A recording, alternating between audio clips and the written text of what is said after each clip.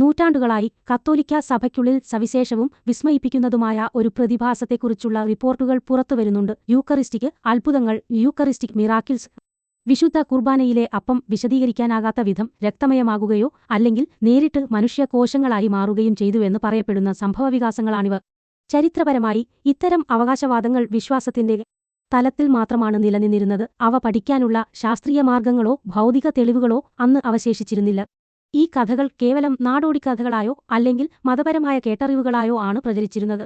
ഇന്നത്തെ കാലത്ത് ഒരു ഭൗതിക പരിവർത്തനത്തെ, ഫിസിക്കൽ ട്രാൻസ്ഫോർമേഷൻ കുറിച്ച് ചിന്തിക്കാൻ പോലും ശാസ്ത്രീയ രീതി, സയന്റിഫിക് മെത്തോഡ്, അസാധ്യമായ തെളിവുകൾ ആവശ്യപ്പെടുന്നുണ്ട്. ഗവേഷകർക്ക് മലിനമാകാത്ത ജൈവ സാമ്പിളുകൾ, ബയോളജിക്കൽ സാമ്പിൾസ്, അത്യാധുനിക സാങ്കേതിക വിശകലനം, കൂടാതെ പ്രധാനമായും മനുഷ്യ ഇടപെടലുകൾ ഒഴിവാക്കാൻ ഡബിൾ ബ്ലൈൻഡ് രീതിയിലുള്ള പരിശോധനകളും ആവശ്യമാണ്. ആദ്യകാല ചരിത്ര വിവരണങ്ങൾ ഇത്തരത്തിലുള്ള കർശനമായ നിബന്ധനകൾക്ക് വിധേയമായി പരിശോധിക്കാൻ കഴിയാതിരുന്നതിനാൽ അനുഭവസിദ്ധമായ ശാസ്ത്രവും മതപരമായ അത്ഭുതങ്ങളും തമ്മിൽ വലിയൊരു വേർതിരിവ് നിലനിന്നിരുന്നു.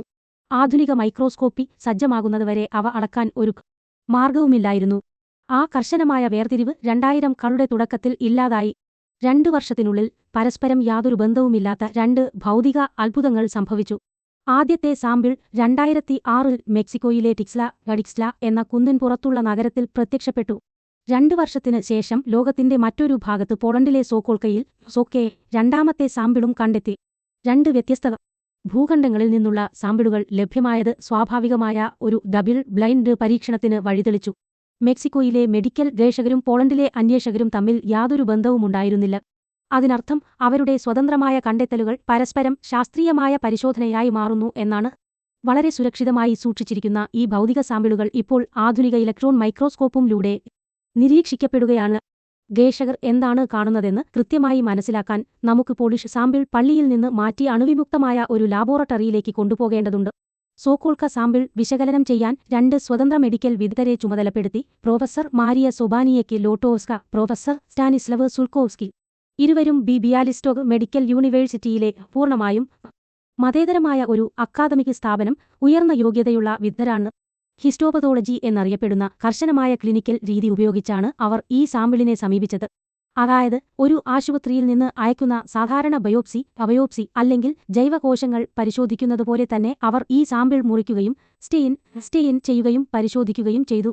ഉയർന്ന മാഗ്നിഫിക്കേഷനിൽ പരിശോധിച്ചപ്പോൾ അപ്പത്തിലുണ്ടായിരുന്ന ചുവന്ന പദാർത്ഥം മനുഷ്യന്റെ ഹൃദയപേശിയാണെന്ന് ഹ്യൂമൻ കാർഡിയാക് മസ്കിൽ തിരിച്ചറിഞ്ഞു. പ്രത്യേകിച്ച് മരിക്കുന്ന അവസ്ഥയിലുള്ള അഗണി ഓഫ് ഡൈയിങ് ഒരു ഹൃദയത്തിലെ കോശങ്ങളാണിവ.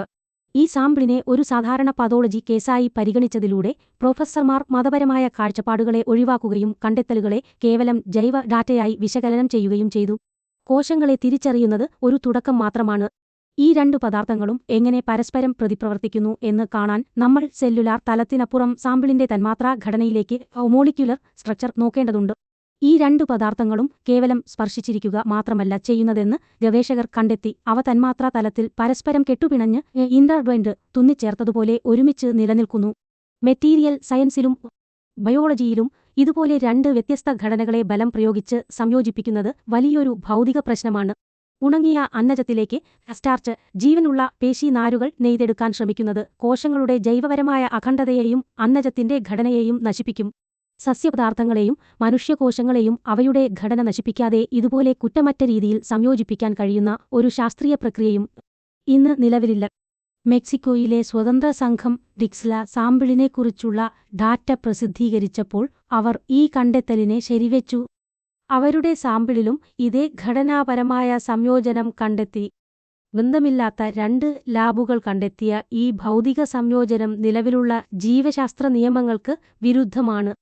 ഇത് പരിശോധിച്ച് ഉറപ്പിക്കാൻ കഴിയുന്നതും എന്നാൽ നിലവിൽ കൃത്രിമമായി നിർമ്മിക്കാൻ കഴിയാത്തതുമായ ഒന്നാണ്. ഇത്തരം സംഭവങ്ങളെ ഗ്രാമീണ നാടോടിക്കഥകളായി തള്ളിക്കളയാവുന്ന കാലം കഴിഞ്ഞുപോയിരിക്കുന്നു. ഈ സാമ്പിളുകളുടെ നിലനിൽപ്പ് ഇപ്പോൾ പിയർ റിവ്യൂഡ് ഹിസ്റ്റോപതോളജിക്കൽ ഡാറ്റയുടെ പിന്തുണയോടെ തെളിയിക്കപ്പെട്ടിട്ടുണ്ട്. ഇന്ന് സോക്കോൾക്ക സാമ്പിൾ ഒരു ഗ്ലാസ് കേസിനുള്ളിൽ സംരക്ഷിക്കപ്പെട്ടിരിക്കുന്നു. ഇത് ശാസ്ത്രീയമായി പരീക്ഷിക്കാവുന്ന ഒരു ശാശ്വത വൈരുദ്ധ്യമായി ഇഡസ്റ്റബിൾ പാരഡോക്സ് നിലകൊള്ളുന്നു.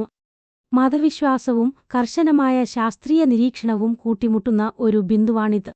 ആത്യന്തികമായി ഈ സാമ്പിളുകളിൽ ആധുനിക മൈക്രോസ്കോപ്പി പ്രയോഗിച്ചത് പഴയ അവകാശവാദങ്ങളെ തള്ളിക്കളയാനല്ല സഹായിച്ചത്. പകരം സംശയാലുക്കൾ ആവശ്യപ്പെട്ടിരുന്ന ഭൗതിക തെളിവുകൾ നൽകുകയും നമ്മുടെ ശാസ്ത്രീയ അറിവുകളുടെ പരിധികളെ വെല്ലുവിളിക്കുന്ന ഒരു ഭൗതിക യാഥാർത്ഥ്യം വെളിപ്പെടുത്തുകയുമാണ് ചെയ്തത്.